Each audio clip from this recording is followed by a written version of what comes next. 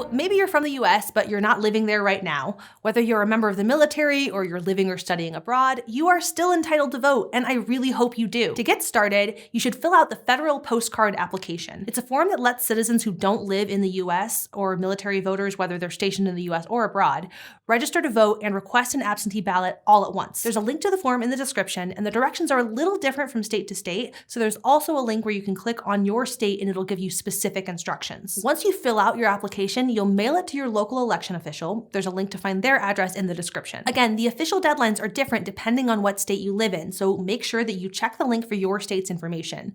You'll want to make sure you factor in enough time for your application to get to your home election officials by mail, which can take a while when you're overseas. The Federal Voter Assistance Program recommends sending your application at least 90 days before Election Day. There's also a link in the description that lets you print out an envelope so that you don't even have to pay postage. Once you've applied, you'll get your ballot in the mail or in some states by email. Fill it out at your own pace and mail it or email it back by the recommended deadline on your state's instructions page. If it's after October 3rd and you haven't gotten your ballot yet, there's a chance you won't be able to fill it out and mail it back in time to get counted on November 3rd.